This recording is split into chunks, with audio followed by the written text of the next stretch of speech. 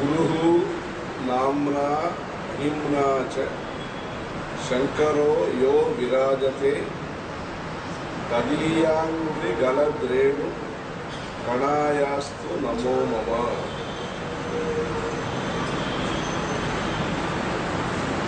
गुरुर्नाम्ना महिम्ना च शंकरो यो विराजते तदीयांघ्रिगलद्रेणु कणायास्तु नमो मम என்பதாக நம்முடைய பெரியவர்கள் ஆச்சாரியாரை பற்றி ஸ்லோகம் எழுந்திருக்கிறார்கள். பெயரினாலேயும்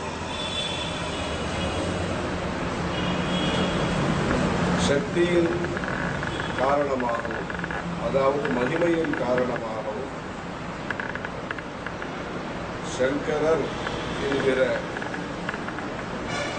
குரு யார் பிரகாசித்துக் கொண்டிருக்கிறாரோ அவருடைய பாத கமலங்கள் அதனுடைய ரேணு பாததூளி பாதரேணு அதற்கு நமஸ்காரம் என்பதாக இந்த ஆச்சாரியாரை பற்றி எழுதியிருக்கிறார். அந்த சங்கரர் என்கிற பெயருக்கு அர்த்தமுள்ளதாக்கியவர் ஆச்சாரியர். சங்கரோதி சங்கரா நல்லதை செய்பவர். பெயரிலேயும் சங்கரர், மகிமையிலும் சங்கர். அப்படிப்பட்ட மகிமை என்னவென்றால் இந்த தேசத்திலே பாரத தேசத்திலே பல மொழிகள், பல சம்பிரதாயங்கள், பல வழிபாட்டு பழக்க வழக்கங்கள் இப்படி எத்தனையோ விதவிதமாக இருக்கக்கூடிய ஜனங்களை ஒன்றுபடுத்தியவர் ஆச்சாரியார். அவரவர்களுடைய வழிபாட்டு முறையை நீங்கள் செய்து கொண்டாலும் நீங்கள் அனைவரும் வைதீக தர்மத்தை பிரதானமாக கொண்டு வைதீக தர்மத்தை அனுசரித்து வேத சாஸ்திரங்களுக்கு விரோதமில்லாத வகையிலே அனைவரும் செயல்பட வேண்டும். வேத தர்மம் தான் நமக்கு பிரமாணம், வேத தர்மம் தான் நமக்கு பிரதானம், வேத தர்மம் தான் நமக்கு அனைவரையும் ஒன்றிணைக்கக்கூடிய சூத்திரம் நூல் என்பதாக இந்த ஷண்மத ஸ்தாபனாச்சாரியாய நமஹ என்பதாக அனைத்து மக்களையும் ஒற்றுமையை நோக்கி அழைத்து சென்றவர், அழைத்து வந்தவர் ஆதிசங்கரர் பகவத் பாதர். அவருடைய காலத்திலே பல்வேறு துர்மதங்கள், வேதத்திற்கு விரோதமான வேத சாஸ்திரத்திலே சொல்லப்பட்ட கர்ம சித்தாந்தம், ஞான சித்தாந்தம் இவைகளுக்கெல்லாம் புறம்பான வழிகளை எல்லாம் தன்னுடைய பிரச்சாரத்தின் மூலமாக, தன்னுடைய கிரந்தங்கள் மூலமாக, தன்னுடைய சஞ்சாரத்தின் மூலமாக அதையெல்லாம் நீக்கி வேத சாஸ்திர தர்மத்தை நிலைநாட்டியவர். அந்த ஆச்சாரியாரை நமக்கெல்லாம் நினைவுபடுத்தக்கூடிய, அந்த காலடியிலே அவதாரம் செய்த அந்த ஆச்சாரியாரை நம்முன் நிறுத்தக்கூடிய, நாமெல்லாம் அதை உணரக்கூடிய விஷயமாக நம்முடைய பெரியவர்களுடைய 100 ஆண்டு கால பணிகள் 1894 1994 வரையிலான அந்த 100 ஆண்டு காலமானது இந்து சமயத்தினுடைய வரலாறிலே இந்தியாவுடைய குழப்பத்தை தீர்க்கும் வரலாறிலே ஒரு முக்கியமான காலகட்டம். இந்தியாவை பொறுத்தவரையிலே பல்வேறு குழப்பங்கள் நிலவிய நேரம் அது. சுதந்திரத்திற்கான முயற்சிகள், தேசத்தை ஒற்றுமையாக வைத்துக் கொள்வதற்கான முயற்சிகள், வெளிநாட்டிலே பக்கத்து நாடுகளிலே ஏற்பட்ட நிர்வாக ரீதியான சித்தாந்த மாற்றங்கள், ரஷ்யா, சைனா போன்ற தேசங்களிலே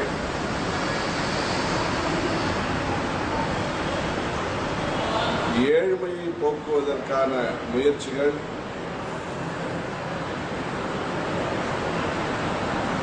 பொருட்கள் இருக்கின்றன,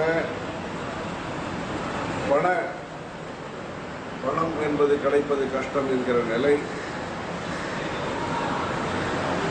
விஞ்ஞானம், கலாச்சாரம், நிர்வாகம் இவைகளிலே ஏற்பட்ட முரண்பாடு, அதாவது விஞ்ஞானம் தேவையா, கலாச்சாரம் தேவையா, இந்த விதமான நிர்வாகம் தேவையா என்று பல்வேறு நிலைகளிலே ஏற்பட்ட பரஸ்பர விரோதங்கள், இப்படி லோகாயுதமான ரீதியிலே பல குழப்பங்கள். சம்ஸ்கிருதம் படிக்க வைக்க வேண்டுமா, இங்கிலீஷ் படிக்க வைக்க வேண்டுமா, தமிழ் படிக்க வைக்கணுமா, இது போன்ற தொழில்களை சார்ந்த, கல்வியை சார்ந்த, வழிபாட்டு முறைகளை சார்ந்த, சுதேசமா விதேசமா, இது போன்று பல்வேறு குழப்பங்கள் நிலவிய நேரம். அதே போன்று தர்மத்தை பொறுத்தவரையிலே தர்மத்தினுடைய சிறப்பு பெருமைகளை தெரிந்து கொள்வதிலே ஒரு சங்கோச்சம், தெரிந்து கொள்ள வேண்டும் என்றாலும் சில இடங்களிலே கிடைக்காமல் இருந்த நிலை, பிராச்சீனமான தர்மத்தை அனுஷ்டிப்பதா அல்லது புதிய ஆங்கிலத்தையோ வேறு அறிவியலையோ தெரிந்து கொள்ளாததினாலே பின்தங்கி விடுவோமா, இது போன்ற கிராமத்திலே வசிக்க வேண்டுமா, நகரத்திலே வசிக்க வேண்டுமா, இந்த சுதந்திரம் என்பது என்ன, சுதர்மம் என்பது என்ன, சுதேசத்திற்காக நாம் செய்ய வேண்டிய பணிகள் என்ன, இது போன்று பரம்பரையாக அனுஷ்டானம் செய்து வரக்கூடிய ரிஷி பரம்பரையை சார்ந்த மக்களிடத்திலே வேதாத்தியனம் குழந்தைகளை செய்விப்பது எப்படி, சம்ஸ்கிருதம் படிக்க வைப்பது எப்படி, கோவில்களிலே பூஜைகள் நடைபெறுவது எப்படி, இது போன்று தர்மம் சார்ந்த, அனுஷ்டானம் சார்ந்த பல்வேறு பீதிகள், சந்தேகங்கள், அவநம்பிக்கைகள், ஆதரவின்மை அல்லது கேலி, இது போன்ற பல சந்தர்ப்பத்தின் மத்தியிலே வெளி நாட்டை சார்ந்தவர்கள், வெளி பழக்க வழக்கத்தை சார்ந்தவர்கள் நம்மை குறை கூறுவது என்பது வேறு. நம்மை சார்ந்தவர்களே பிளவுபட்டு பிரிந்து நம்முடைய சாஸ்திரங்களையும் நம்முடைய தர்மங்களையும் குறைவாக நினைத்துக் கொள்வதும், குறைவாக பேசுவதும், குறைத்து மதிப்பிடுவதும், இது போன்ற அந்த கலகம் என்று சொல்வார், அனுகூல சத்துருக்கள் என்று சொல்வார். இது போன்ற சூழ்நிலையிலே அந்த ஒரு 100 வருஷத்திலே பல சிரமங்களை எதிர்கொண்டு, பொருளாதார சிரமங்கள், ஓல்டு டெஸ்டமெண்ட், நியூ டெஸ்டமெண்ட் போன்ற ஒரு சிந்தனை வித்தியாசங்கள், இதிலே பல்வேறு நடவடிக்கைகளை, பல்வேறு முயற்சிகளை மேற்கொண்டு அனைவரையும் ஒன்று சேர்க்கக்கூடிய ஒரு இயக்கத்தை நடத்தி பல்வேறு வைஷ்ணவ, சைவ,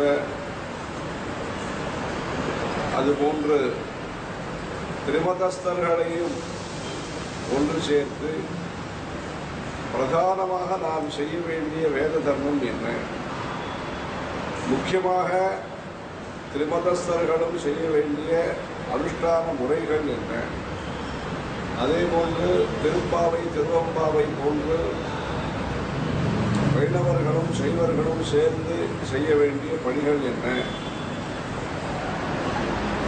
உலக நன்மைக்காக அனைத்து சமயத்தை சார்ந்தவர்களும் பக்தியை வளர்க்க வேண்டும், சேவை மனப்பான்மையை வளர்க்க வேண்டும் என்கிற கிரேட்டர் அண்டர்ஸ்டாண்டிங், அது பரந்த ஒப்பந்தம், அது எந்த விதத்திலே இருக்க வேண்டும். இது போன்று பல்வேறு ஏற்பாடுகளை பரம்பரையாக சாஸ்திர சம்பிரதாயங்களை ஒட்டி வரக்கூடிய அனுஷ்டானங்கள் தொடர்ச்சியாக வருவது. சில தர்மங்கள் திடீரென்று செய்ய முடியும், நமக்கு வசதி இருக்கும் போது செய்ய முடியும். சில தர்மங்கள் தொடக்கம் முதலே செய்யப்பட வேண்டும், தொடர்ச்சியாக செய்யப்பட வேண்டும். அதுபோன்ற தர்மங்களிலே மிகுந்த கவனத்தை செலுத்தி அந்த நூல், அந்த சம்பந்தம் என்பது அறுபடாமல் விடுபடாமல் அந்த தர்ம சாஸ்திர சம்பிரதாயங்கள் தொடர்ந்து வர வேண்டும் என்பதற்காக பல முயற்சிகளை மேற்கொண்டு இப்படியாக அவர்கள் விஞ்ஞானத்தை வெறுக்கவில்லை. அதே சமயத்திலே புதியதாக வரக்கூடிய நல்ல விஷயங்களும் பழமையான சாஸ்திர சம்பிரதாயங்களை வலுப்படுத்தும் விதத்திலே அமைய வேண்டும் என்கிற நிலைமையிலே கலாச்சாரம் என்பது குடும்ப கலாச்சாரத்திலிருந்து ஆரம்பித்து உலகத்திலே ஒரு நாகரிகமான சமுதாயம், ஒரு நம்பிக்கையுடைய சமுதாயம்,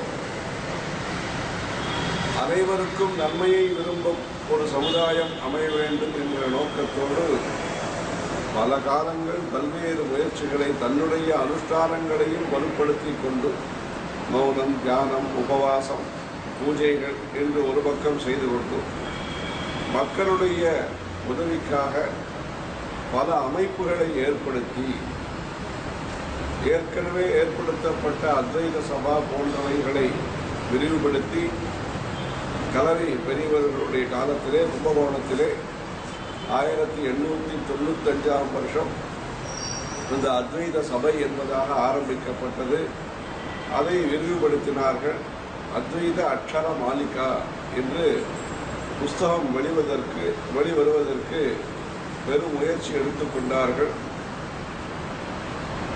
அதே போன்று வேத பாஷ்ய பிரச்சாரம், வேத பாடசாலைகளை நிறுவுவது, திருப்பாவை திருவம்பாவையை பிரச்சாரம் செய்வது, ராமநாமம் எழுதுவதற்கு ஊக்கப்படுத்துவது, வெள்ளிக்காசு தங்கக்காசு எல்லாம் கொடுத்து அனைவரையும் அதில் ஒரு ஈடுபாடு வரும்படியாக செய்வது. இன்றைக்கும் பலரும் 5 லட்சம் ராமநாமா எழுதியிருக்கிறேன், 10 லட்சம் ராமநாமா எழுதியிருக்கிறேன் என்று கொண்டு கொடுக்கிறார்கள். அது அன்றைக்கு அவர்கள் ஆரம்பித்த, அவர்கள் விதைத்த தர்ம காரியத்தின் பயனாக இன்றைக்கும் அந்த ராமநாம லேಖனம் நல்ல முறையிலே நடந்து வருகிறது. அதே போன்று பிடியரசு திட்டம் என்ற ஒரு திட்டத்தை ஆரம்பித்து சிறு தொழில் பெருவெள்ளம் என்கிற விதத்திலே மக்களுடைய மனது தர்ம காரியத்திலே இருக்க வேண்டும், தர்ம சிந்தனையிலே மக்கள் தங்களுடைய நேரத்தை செலவிட வேண்டும் என்பதற்காக அந்த பிடியரசு திட்டத்தை ஆஸ்பத்திரிகளிலே வைத்தியத்தை சிகிச்சையை பெற்று வரும் அன்பர்களுக்கு விபூதி குங்கும பிரசாதத்தை அனுப்பி வைப்பது, ஆறுதலுக்காகவும் அவர்கள் ஆரோக்கியமாக இருப்பதற்காகவும் அந்த ஆஸ்பத்திரி பிரசாதம் என்கிற திட்டத்தை கொண்டு வந்து இதுபோன்று பல திட்டங்களை அவர்கள் ஏற்பாடு செய்திருக்கிறார்கள். படிப்பு சம்பந்தமாகவும் சரி, பொது சேவை சம்பந்தமாகவும் சரி,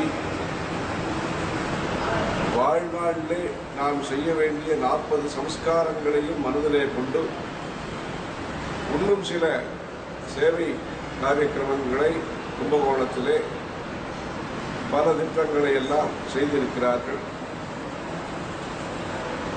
தேவதா ரிஷி பிதுர்கள், இந்து மதத்தை பொறுத்தவரையிலே தேவர்களையும் நாம் வணங்க வேண்டும், ரிஷிகளுடைய உபதேசங்களை மனதிலே கொள்ள வேண்டும்.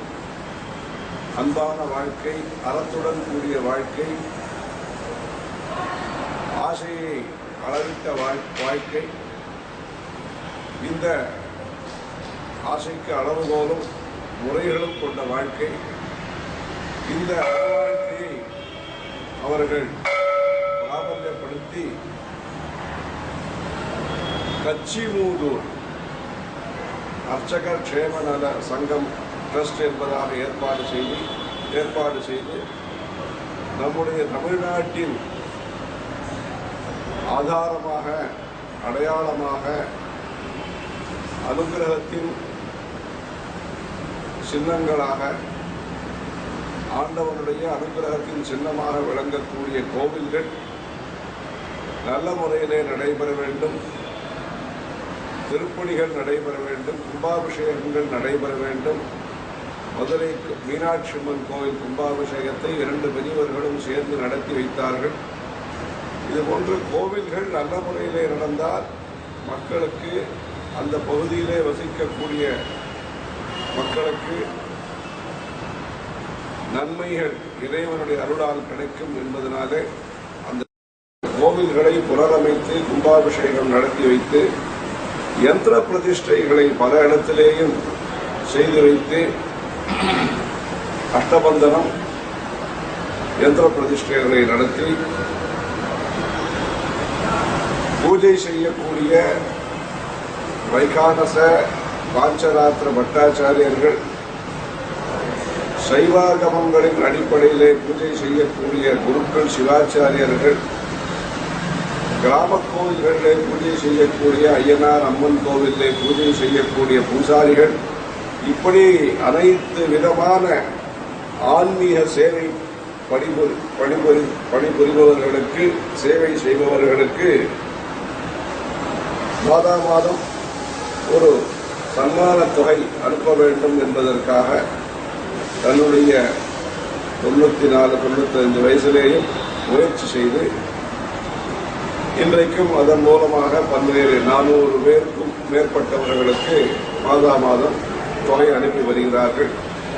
வயதான வேத பண்டிதர்களுக்காக வேத பாட நிதி, நானி பால்கிவாலா இவர்களை போன்றவர்களை வைத்து, பெரிய வக்கீல் அவரை வைத்து வேத பாட நிதி என்பதாக ஏற்பாடு செய்து, வேத ரட்சண் நிதி என்று ஏற்பாடு செய்து, இந்த 100 ஆண்டு காலத்திலே இந்து சமயம் வளர்வதற்கும், இந்து சமயத்திலே அதிகாரிகளும் சரி, அனைத்து வியாபாரிகள் அனைவரும் சேர்ந்து நம்முடைய தர்மத்தை காப்பாற்ற வேண்டும் என்கிற ஒரு எண்ணத்தை உருவாக்கி,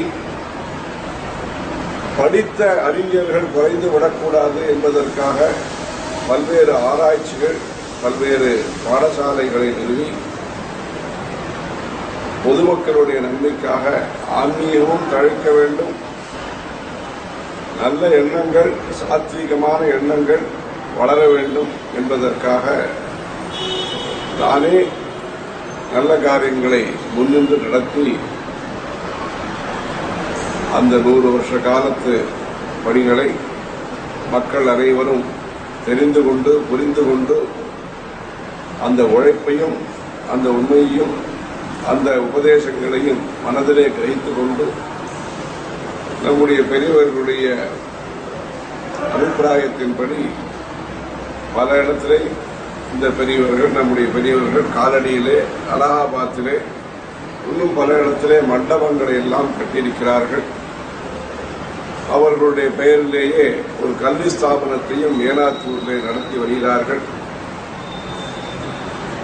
அந்த தர்ம காரியங்கள் அனைத்தையும் இந்த ஜெயந்தி சந்தர்ப்பத்திலே மக்கள் அனைவரும் தெரிந்து கொண்டு, அனைவரும் தர்மத்திலே பங்கு பெறுவது எப்படி, நாம் இந்த நாட்டிலே இருக்கலாம், வெளிநாட்டிலே சந்தர்ப்ப காரணத்தினாலே வெளிநாட்டிலே இருக்கலாம். எங்கு இருந்தாலும் நாம் நம்முடைய தர்மத்தையும் சாஸ்திரத்தையும் சம்பிரதாயங்களையும் மனதிலே கொண்டு அவர்கள் இந்த 100 ஆண்டு காலம் உழைத்த பணிகளை எல்லாம் நினைவிலே கொண்டு எங்கு என்னென்ன நல்ல காரியம் செய்ய முடியுமோ பாலவிகாரிலிருந்து ஆரம்பித்து குடியரசு திட்டமாக இருக்கட்டும், கோவில் புனருத்தாரணம் செய்வதாக இருக்கட்டும், சாஸ்திர பாடசாலைகளை நடத்துவதாக இருக்கட்டும், அவர்கள் தங்கியிருந்த மகேந்திர மங்கலத்திலே ஒரு வீடை வாங்கி இளம் தலைமுறையினர் சின்ன வயதில் இருப்பவர்கள்லாம் போய் பார்க்க வேண்டும் என்பதாக ஏற்பாடு செய்திருக்கிறது. அந்த ஆச்சாரிய பக்தியை வளர்த்துக் கொள்வதன் மூலமாக, அதாவது உலகத்தினுடைய கவலைகளை, உலகத்தினுடைய கஷ்டத்தை புரிந்து கொண்டு அந்த கஷ்டங்களும் கவலைகளும் தீர வேண்டும் என்பதற்காக தன்னுடைய நேரத்தை எல்லாம் செலவிட்டு, தன்னுடைய சிந்தனைகள்லாம் அதிலே செலவிட்டு உலகத்திற்கு பல உபாயங்கள், பல உபகாரங்கள், பல உபதேசங்களை எல்லாம் அவர்கள் கொடுத்திருக்கிறார்கள். தினமும் அதிஷ்டான சந்நிதியிலே வேத பாராயணம் 5 மணியிலிருந்து 6 மணி வரையிலே வேத பாராயணம் நடைபெற்று வருகிறது. அவர்களுடைய முயற்சியினால்தான் இன்றைக்கு இத்தனை வேதம் படித்தவர்களை நாம் பார்க்க முடிகிறது. அதேபோன்று பல தர்ம காரியங்கள் நடைபெற்று வருகின்றன. அந்த பக்தி என்பதை எந்த விதமாக தெரிவிக்கலாம் என்பது, அந்த பக்தியை நாம் காணிக்கைகள் மூலமாக செலுத்துவது என்பது ஒன்று. தினசரி நம்முடைய குடும்பங்களிலே, சாஸ்திரியமான குடும்பங்களிலே அனுஷ்டானம் செய்ய வேண்டிய துளசி பூஜையிலிருந்து ஆரம்பித்து சந்தியாவந்தனாதி அனுஷ்டானங்களிலிருந்து ஆரம்பித்து நல்ல முறையிலே நம்முடைய சித்தாந்தங்கள் என்ன இருக்கின்றனவோ, உணவு முறைகளிலே இருக்கக்கூடிய சித்தாந்தங்கள், கோ சம்ரட்சணம் செய்வது, பசுக்களை பாதுகாப்பது, எளிமையான வாழ்க்கை, ஒரு அமைதி விரும்பக்கூடிய வாழ்க்கை, தியாயன் ஸ்துவன் நமஸ்சனுஷ்ச யஜமானஸ்தமேனச்ச அநாதி நிதனம் பிரம்மா. தியானங்கள், பூஜைகள், ஸ்தோத்திரங்கள், பிரதட்சிணங்கள், இது போன்று ஸ்ரேயான் ஸ்வதர்மோ விகுணா பரதர்மான் ஸ்வனுஷ்டிகா. ஸ்வதர்மே நிதனம் ஸ்ரேயா பரதர்மோ பயாவகா. நம்முடைய முன்னோர்களும் முனிவர்களும் செய்து வந்த அனுஷ்டானங்களை, குலதெய்வ வழிபாட்டை மறந்து விடாமல் நல்ல முறையிலே செய்து அனுஷ்டானங்களும் அத்தியனங்களும் பரோபகார சேவையும், வைத்திய சேவை, வித்யா சேவை, வேத சேவை, இந்த மூன்றையும் நல்ல முறையிலே செய்து அந்த ஜெயந்தி விழா உள்நாட்டிலே, இந்தியாவிலே பல இடத்திலேயும் அன்னதானங்கள், ஹோமங்கள், பாத பூஜை, உபன்யாசங்கள், பஜனை, ஊர்வலங்கள் என்பதாக பல இடத்திலேயும் பக்தர்கள் ஏற்பாடு செய்திருக்கிறார்கள்.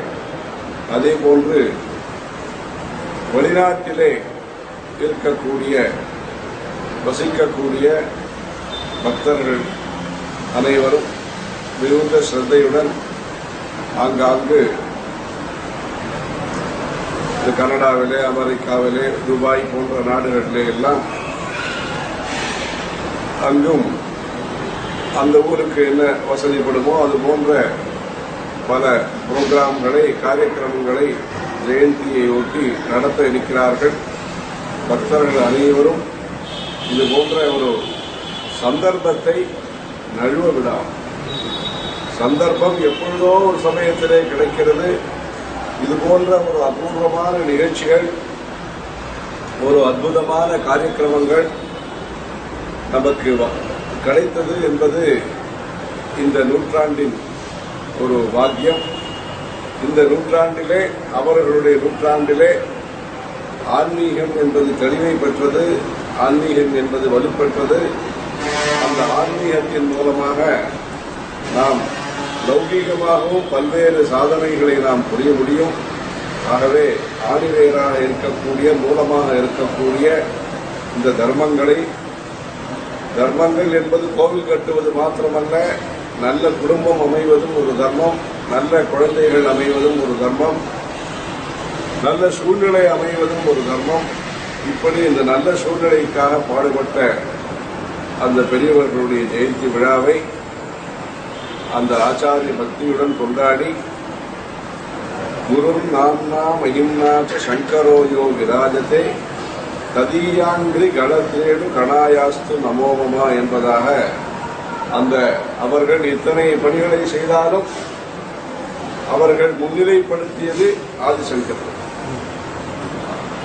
இவர்கள் இவ்வளவு உழைத்தாலும் அவர்கள் பிரதானமாக கருதியது, பிரதானமாக சொன்னது, பிரதானப்படுத்தியது எல்லாமே பகவத் பாதர்களை. அதனால்தான் காலடியிலே கீர்த்தி ஸ்தம்பம் கட்டச் சொன்னார்கள்.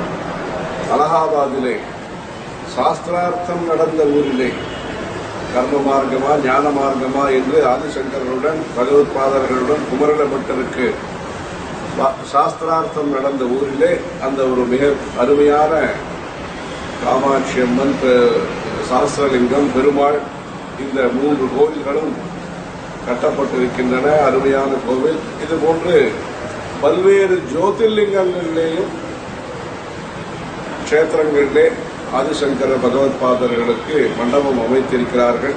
ஆகவே பெரியவர்களுடைய பக்தியையும் ஆச்சாரிய பக்தியும் ஆச்சாரிய பரம்பரையிலே பக்தியையும் மேன்மேலும் வலுப்படுத்திக் கொண்டு ஸ்வபரஹிதாய உத்யதம் ஜென்ம, எப்படிப்பட்ட பிறவி அமைய வேண்டும் என்று கேள்விக்கு ஆதிசங்கரர் பகவத் பாதர்கள் சொன்ன விளக்கம், தனக்கும் பிறருக்கும் ஹிதத்தை நன்மையை கொடுக்கக்கூடிய பிறவி ஏற்பட வேண்டும் என்று சொன்னார்கள். அந்த பிறவி பயனை அனைவரும் பெறுவதற்கு ஒளிவிளக்காக, வழிகாட்டியாக, உத்வேகத்தையும் உபதேசத்தையும் அருளையும் கொடுக்கக்கூடிய இந்த குருவின் ஆச்சாரியரின் பக்தியை மேன்மேலும் வளர்த்துக் கொண்டு நன்மையை பெறுவதற்கு முயற்சிக்கிறோம். ஹரஹரண பார்வதி பதையே.